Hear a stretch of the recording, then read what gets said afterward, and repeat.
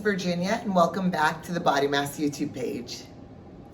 I'm back here with another video kind of chronicling my journey of pregnancy. I'm officially in my third trimester. I'm about 28 and a half weeks right now. So things are definitely starting to get more real as I get more prepared for the last just maybe 12 weeks or so, depending on when she decides to arrive. So I've shifted my thought process, or the things that I'm kind of focusing on now as I move into these last couple of months of pregnancy. Leading up to now, I've kind of been doing everything as norm to possible as I can. If you guys have seen in the previous videos, keeping up with my workouts, keeping my nutrition pretty good. Nothing that's been too quote unquote pregnancy specific, other than altering how I do certain things based off of how I feel with how big I'm getting, how much the elastin is affecting my body, what certain cravings, aversions, energy levels are like. But now as I move into third trimester, it's kind of like, oh, okay, it's getting close, it's getting here. So what are these last kind of checklist things that I want to do, or I need to do, or I should be doing as I move into getting ready to welcome a baby this fall? One of the first things I did a few weeks ago is I set up an appointment with a prenatal chiropractor, Dr. Shara Posner. So she's one of my friends from Carbon 38, but she has a chiropractic office in Old Town Alexandria, and she focuses a big piece of her practice on working with pregnant women. So I was able to go to her for some adjustments. And while I didn't necessarily have something specific that was bothering me, going to see her helped in a few ways. First off, she was able to explain the benefits of chiropractic work during pregnancy and how that can help ease childbirth, both for myself but also for the baby as she's being born. If you think about your body is a series of skeletal structures along with a lot of other stuff. But if the skeletal structure, especially through your pelvis, is out of alignment and you have a space and opening in your pelvis that a baby is trying to come out of during childbirth, if that's out of alignment, or if that's kind of in a funky position, if your uterus is a funky position because of that pelvis alignment, right? You have ligaments that are attaching your uterus to your pelvis. If anything like that is out of alignment, it's going to make childbirth perhaps a little bit more challenging, or maybe not as ideal as if your pelvis was squared and centered. So talking with her really helped me see the value in why it's important to go see a chiropractor. And I plan on seeing her a few more times during my third trimester leading up to childbirth. What I thought was really neat at her office is she has a table that's adjustable, and it allows even pregnant women to lay in a prone position, so a face down position. It kind of has these different segments, so you can kind of lean forward, have your face in the face hole area, but it kind of lifts your hips up, and then there's a lever part that's part of the table that kind of folds down, so it gives your belly space so you can lay down without putting any pressure on the belly, so she can work on your back. I know that's a lot harder on most tables that are flat or have a surface that doesn't allow for a pregnant belly. So that was one thing I really liked.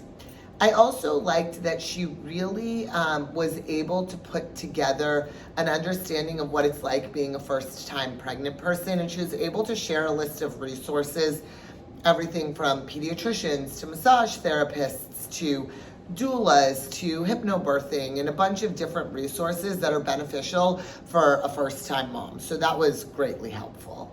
I also set up an appointment with Dr. Carrie Pagliano. So if you guys watched my last video talking about the 5 things that I've learned, you guys know she's a pelvic floor physical therapist in the Arlington area. And I had already planned to see her postpartum, but she had sent me a message on Instagram and said, hey, why don't we set up an appointment now, so that way we can kind of make sure you're set up to be in a good place as we move into the third trimester, but then we can kind of set up to be successful as we move into that postpartum phase. So last week I went to go see her for my first appointment.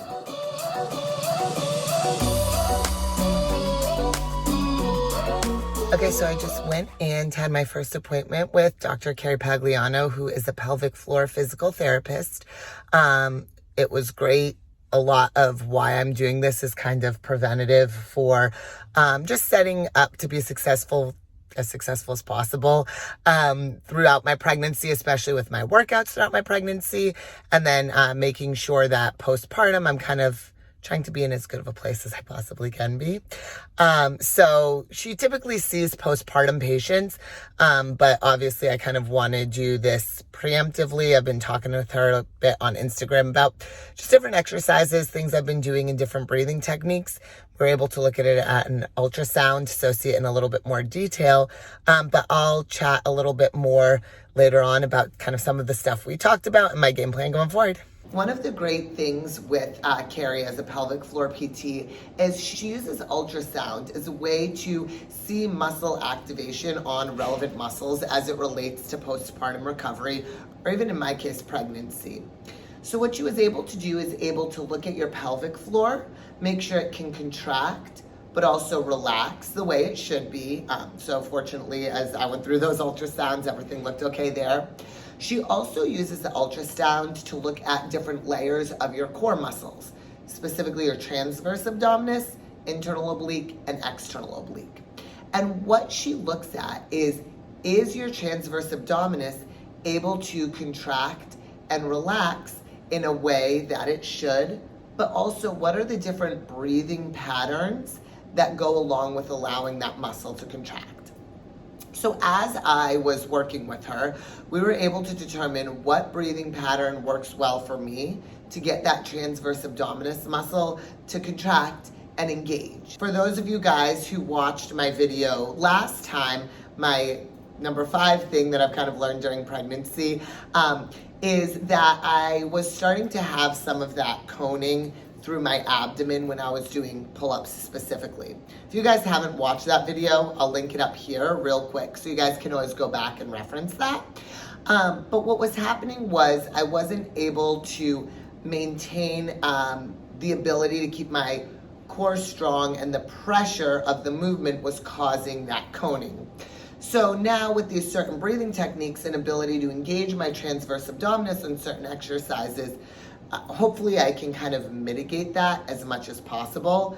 I'm still not going back to doing pull-ups now or anytime soon because I know that that's a quote-unquote high-risk exercise that causes that coning for me. So I don't want to do it right now. But I've been able to implement some of her breathing techniques that we found work for me when I am getting up off of the floor, when I'm doing certain exercises during my workouts, and when I am like literally getting out of bed or like moving around in ways that could put a good amount of pressure on my abdomen. So I just focus on exhaling and breathing out through my mouth like I'm breathing through a straw or like I'm blowing up a balloon. And that allows those muscles to engage. But also what you notice is when I vocalize, so if I make a noise or if I talk, that can help those muscles engage as well.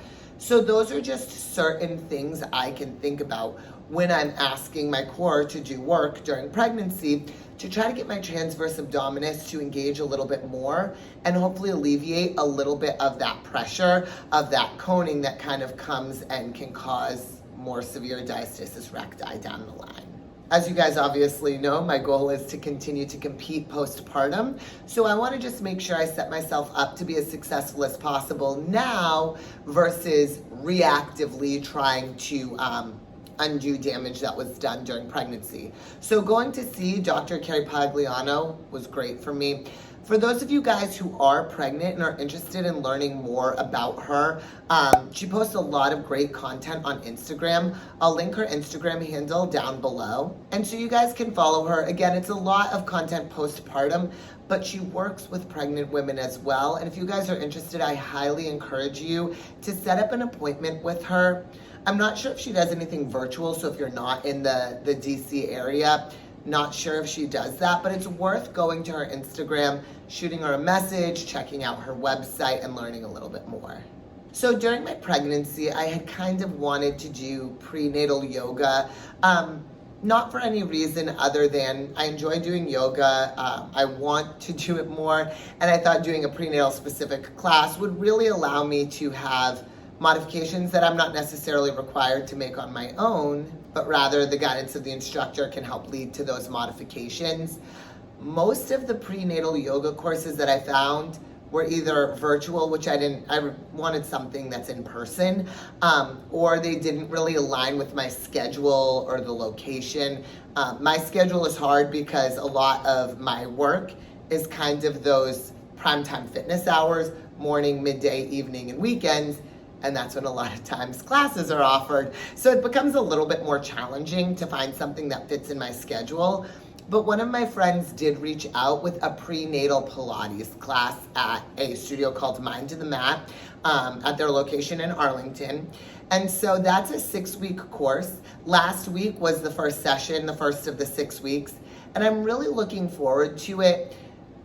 If for nothing else, it gives me a great network of other pregnant women and some just movement that feels better during pregnancy. Like I said, I've been keeping up with my lifting, I've been keeping up with walking, but this kind of gives me something that's a little bit more pregnancy specific, focusing a little bit more on some pelvic floor work, some core work, and it just gives me a chance to go and have my 1 hour of a day on Thursdays to do something specific. So that's just at the start right now. The first class I enjoyed, so I'm looking forward to more of that. So that's pretty much what I've changed physically in terms of moving into this third trimester, is going to see a prenatal chiropractor, going to see a pelvic floor physical therapist, and doing a prenatal Pilates workout. Other than that, I'm keeping up with my walking, my lifting. I'm still really active. I'm at work all the time on my feet moving around. And to be totally honest, I feel like that is hugely, hugely helpful for just feeling better overall, keeping my body moving, keeping me feeling like I have energy. It's just been really nice to have a little bit of a more physical job. Granted, it's becoming a little bit more limiting as I'm demonstrating exercises for clients and groups, but it feels really good being at the gym doing what I love. So right now, the final thing that I'm kind of working on as I start this third trimester is starting to learn a little bit more about the birthing process. So a big piece of it is obviously taking online courses or classes or things that will help prepare you for when the time comes to give birth. And as I had mentioned earlier in this video, when I went to see Dr. Shara Posner, the chiropractor, she shared a list of resources with me. And one of the items on her list was hypnobirthing. And this is something I had heard about just a little bit. I wasn't too familiar with. So I'm kind of at the beginning phases of my research. I'm curious if any of you guys have ever gone through a hypnobirthing course or familiar with hypnobirthing. If you are, share your experience in the comments. I'd love to hear about it. Right now, the scope of my understanding has really just been listening to podcasts on hypnobirthing. And based off of what I've heard so far, I really do want to take some hypnobirthing coursework. My biggest takeaway so far, just from the podcast, and again, I'm not an expert in this by any means, but this is just what I've learned throughout listening to the podcasts and even preemptively getting ready to sign up for one of the courses, is that hypnobirthing is a lot about your mindset as it relates to childbirth. And mindset is hugely important in anything that you do. For me, with fitness, if I'm working with a client or even in my own fitness, having a positive mindset as you go into a workout, as you go into some type of phase of creating a body composition change or prepping for a bikini competition, mindset is so hugely important. And so why wouldn't that be the case as you're about to go through something that is physically demanding and life-changing? So my big takeaway with the hypnobirthing has been that your mindset can shift your experience. Right now, completely honestly, again, if you guys watched a few videos, I was talking about kind of my struggles with body image. A lot of it has to do with the fear of childbirth and the fear of postpartum. But what I've gathered so far is if you are going into any scenario in a state of fear or expecting pain or expecting something negative, you're naturally going to center around those thoughts, and you are going to experience something fearful, or you are going to experience something negative. If you've never been to a gym before and you walk into the gym for the first time and you come in expecting it to be scary and daunting and nerve-wracking, number one, not only are you kind of setting yourself up for that scenario, but number two, your body physically is going to respond to those signals that your brain is sending. So you're going to be tense, you're going to be closed off, you're going to be hold a lot of just tension in your muscles. And when it comes to childbirth, if you're holding a lot of tension in your muscles, it's going to be a lot more challenging physically to actually give birth. So this is kind of the stuff that I'm learning right now through the hypnobirthing, is how do you create a positive mindset to go into childbirth looking at it in a more positive light, because quite frankly, it's often depicted as negative. It's depicted as painful, as the need to have drugs, as things like tearing, as things like having to have a C-section, all these thoughts that are kind of negative and associated around pain and stress. How does the mindset shift to now look at this as something a little bit more positive, go into it with a more positive mindset, so not only is the process of childbirth a little bit more eased, but also the recovery process after. So I'm really looking forward to learning more about it. Like I said, if you guys are familiar with hypnobirthing or you took any hypnobirthing courses, I'm very curious for you guys to share it below.